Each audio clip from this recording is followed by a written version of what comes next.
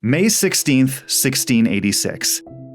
Jean-Baptiste de la Croix de Chevrier de Saint-Vallier, the controversial second bishop of Quebec, writes the following.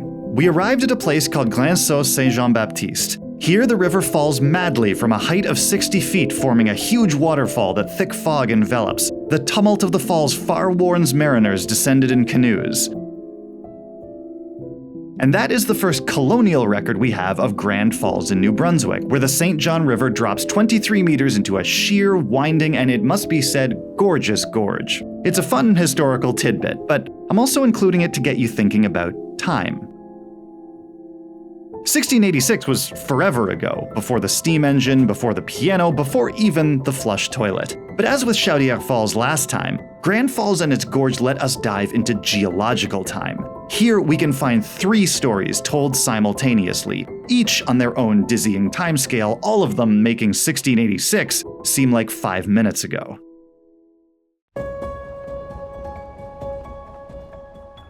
The rocks at Grand Falls and Chaudière Falls have a fundamental similarity. They're both sedimentary and were both built up on the bottom of the Iapetus Ocean as it began to close in the Ordovician era. So if that's true, why do they look so different?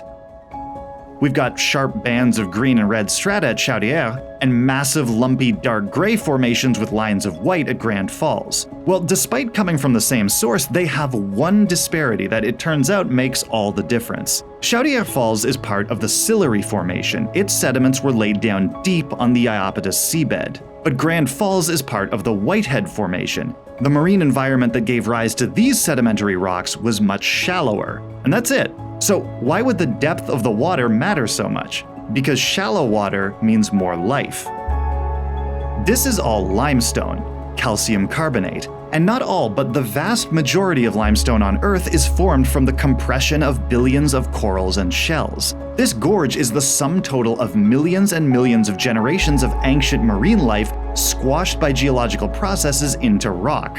So again, the formations at Chaudière Falls and Grand Falls are both sedimentary rocks formed in the same general area of the same ocean, and their folds and faults are both a record of the orogenies that gave birth to the Appalachians. But just the relative depth of the ocean at each location as they formed was a cascade effect that led to the striking difference we see today.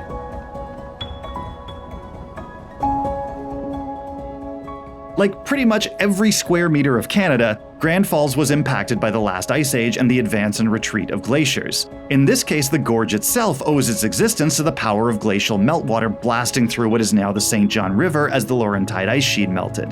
But that's not all. There's evidence that the ice age actually completely changed the path of the whole river and then changed it back. We've talked before about isostatic depression. In short, when enough ice is sitting on top of the land, like in an ice age, that land actually significantly sinks, like up to 300 meters down.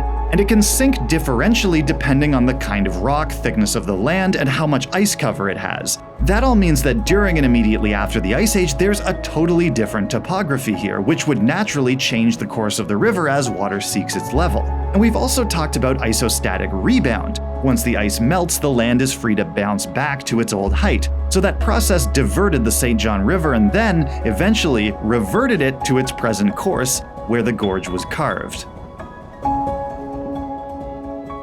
Finally, Grand Falls Gorge has some great examples of a relatively recent geological anomaly. Along the length of the gorge, you'll see these weirdly smooth, deep holes in the rock. They can look out of place or even intentionally carved, but they're actually the natural outcome of some very simple, specific conditions in water flow and relentless erosion. As water rushes over Grand Falls and beyond, the shape of features in the gorge will force it into eddies and whirlpools with a circular flow. Those can do erosive work on their own, but to get these potholes, you add one more tiny but necessary ingredient: pebbles.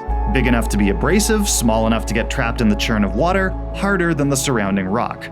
When they're caught in these little whirlpools, they roll endlessly around the perimeter and slowly but surely wear down the rock deeper and deeper. And it's a positive feedback loop. The deeper the pothole, the stronger its whirlpool, and the more pebbles can get caught in it, reinforcing the effect. In Grand Falls Gorge, that can result in potholes 9 meters deep.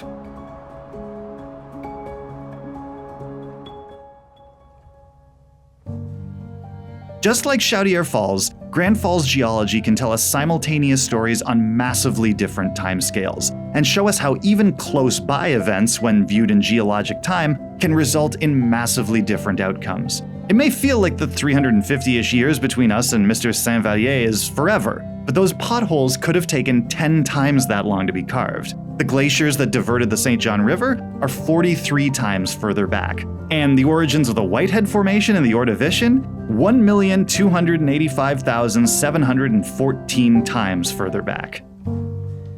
Time is, in short, crazy.